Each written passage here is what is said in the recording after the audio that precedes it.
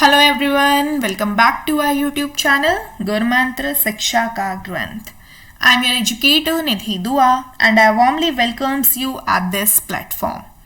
So guys, I hope you all are doing good, you all are fit and fine and your studies are going in smooth manner. So guys, in previous lecture we have started our section 9 that is totally based on the chemistry of biomolecules. This section is quite very easy and we have completed our first topic in that particular section, that was about amino acids and proteins. And in today's lecture we are going to study about carbohydrates. Okay, so first of all these are the topics that we have covered till now. Okay, and now without any further delay, let's begin our today's topic. So our topic is about carbohydrates. So carbohydrates are the simple sugars, starches or fibers found in the fruits, grains, vegetables and milk products. Okay. If we talk about the carbohydrates, these are the organic compounds containing carbon, hydrogen and oxygen in their molecular formula. If we talk about the general formula for carbohydrates, that is CxH2OY, where X and Y are the positive integers. Okay, positive integers like the numerical values having 1, 2, 3, 4, etc. Okay. Now, here is a note that is very important. All the compounds are not fit into this formula. Means there are some carbohydrates that has different molecular formula or general formula that does not fit into this formula. For example, ramenose. Ramenose is a sugar having the molecular formula C6H12O5 and this carbohydrate does not obey the general formula for carbohydrate, but this is a carbohydrate. Okay. Next note is about acetic acid. Acetic acid has a molecular formula that is CH3COOH and this molecular formula follows the general formula of carbohydrate, but it is not a carbohydrate molecule. Okay, so this note is very important. Carbohydrates are generally polyhydroxyaldehyde and ketone, or you can say which produces such units on such units on hydrolysis. Carbohydrates are generally optically active molecules due to the presence of one or more chiral carbon atom. So, what is chiral carbon? Chiral carbon is a carbon atom that has the different functional groups attached to the different 4 positions. Okay, exception is dihydroxyacetone.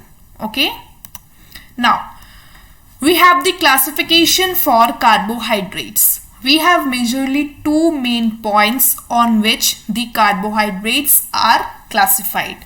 Number 1 point is on the basis of their behavior on hydrolysis. On that basis, on the basis of hydrolysis, we have 3 major kinds of carbohydrates. Number 1 is monosaccharides, number 2 is oligosaccharides and number 3 is polysaccharides. But first of all, you need to understand the concept of hydrolysis, or you can say what do you mean by hydrolysis. So usually hydrolysis is a chemical process in which molecule of water is added to a substance. Sometimes this addition causes both substance and water molecule to split into 2 parts. Okay, in such reactions, one fragment of the target molecule or parent molecule gains a hydrogen ion. So this was the about hydrolysis process. Now we have our number 1 type of carbohydrates, that is monosaccharides. So first of all, these monosaccharides are the simplest carbohydrates that cannot be further hydrolyzed. Okay. For example, we have glucose, fructose and ribose. All three are the example of monosaccharides.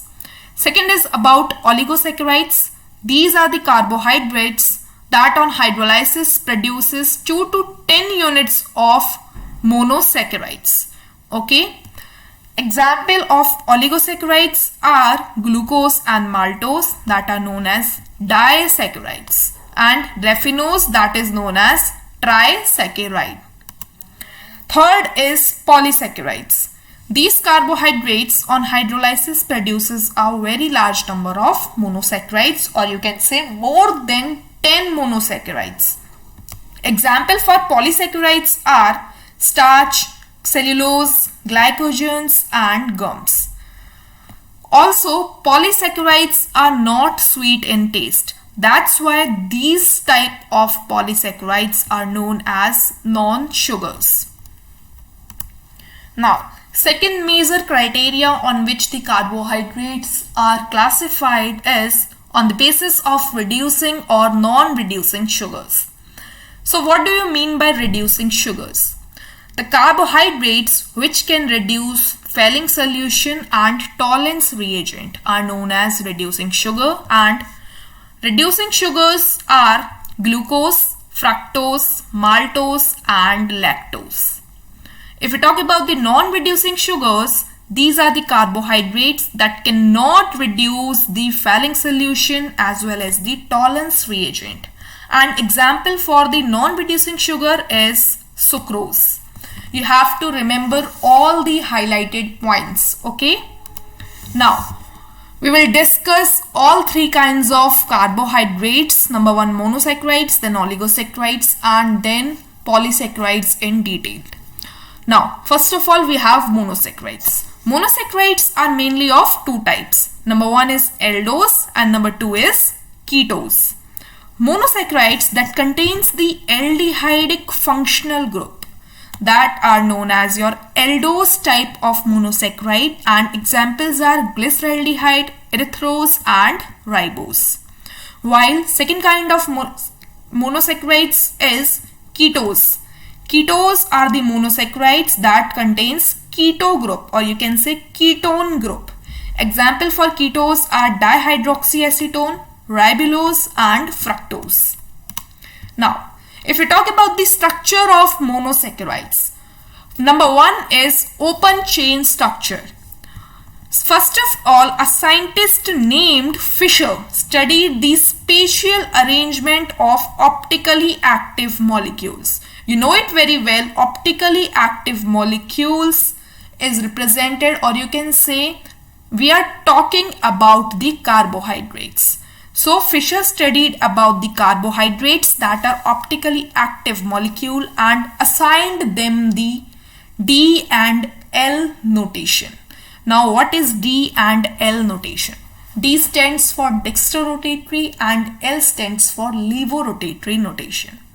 A molecule is assigned as the D configuration if the OH group is present at the second last carbon on the right side. Okay, if a compound structure has the OH group on right side on the second last carbon, that molecule will be assigned as D configuration. While if that OH functional group is attached to the L left side, then it is known as levorotatory or L notation. Okay. So here we have the structure for glucose and the structure for galactose. So on second last carbon, on this carbon we have OH group that is present on right side. That's why this is known as D plus glucose, and in this structure of galactose, also on the second last carbon OH group is present on the right side. That's why this is known as D galactose. Okay. Second is apimers. Now, these are the optically active diastereomers which has different configuration about one of the chiral carbon atoms. As you can see here, on carbon number 2, in structure number 1, OH group is attached to the right side, while In second structure, OH group is attached to the left hand side. Okay, so these are the two epimeric forms. You can say these two structures are the epimers of each other. Why?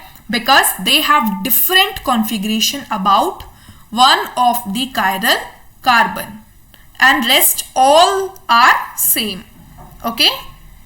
Next is the preparation of glucose. We are going to discuss some reactions based on glucose in details, or you can say we are going to discuss about the preparation method of glucose. So if you want to prepare glucose, you have three different methods. Number one is from sucrose, or you can say from the cane sugar. When sucrose is boiled with dilute mineral acids like HCl or H2SO4 in alcoholic solution, then this will gives you the equimolar mixture of glucose and fructose. Okay. So first of all, the sucrose has the molecular formula, that is C12, H12, 22 and O11. When you boil this sucrose in presence of mineral acid, you will get the equimolar amount of glucose and fructose. And glucose and fructose has the molecular formula, general formula C6H12O6. Second method is from starch. You can see here the starch has the molecular formula C6H10O5N. When you boil this in presence of mineral acid at 393 Kelvin temperature and 2 to 3 atmospheric pressure, you will get the glucose molecule. Okay. And number third method is from maltose. Maltose has the general formula C12H22O11. In presence of diastase enzyme, you will get the glucose molecule. Okay. This is very important reaction. Now, we have the properties of glucose. In this slide, we are going to discuss about some reactions of glucose. Number one reaction is reduction of HI, reduction by HI. This is your glucose structure. When glucose is reduced by HI, you will get N-hexane and 2-iodohexane. Okay. These are the very important reactions, so you have to remember all these reactions. Okay. In presence of HI and red phosphorus, on prolonged heating, glucose will give you N-hexane and 2-iodohexane. Second reaction we have is oxidation. In oxidation, we are going to discuss various kinds of oxidation by different compounds. Number one is by bromine water. When you react glucose molecule with bromine water, you will get the gluconic acid. Okay. Second reaction, second type of oxidation reaction in case of glucose is by HNO3. On oxidation with nitric acid, that is HNO3, glucose as well as gluconic acid both yields a dicarboxylic acid, that is saccharic acid. Okay. This is your glucose molecule. On reacting with concentrated HNO3, this will lead to the formation of saccharic acid. As well as when gluconic acid is reacting with concentrated HNO3, you will also get the saccharic acid. This reaction is very important. Okay. Third is by phenylhydrazine. Glucose and fructose forms same OSA zone. Means when you react glucose, the structure of glucose or the structure of fructose with phenylhydrazine having the formula C6H5NHNH2, you will get the same OSA zone. If you are reacting glucose with this phenylhydrazine, you will get the glucosa zone, and if you are reacting the fructose with phenylhydrazine, then you will get the fructosa zone. Okay, here in this structure, in this example, we are reacting glucose molecule with phenylhydrazine. That's why we are getting glucosa zone. Along with glucosa zone, you will get C6H5NH2 plus NH3 and a water molecule.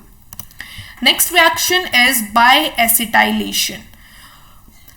If you react the acetyl group with glucose, then you will get glucose pentaacetate. And in next reaction is by hydroxylamine.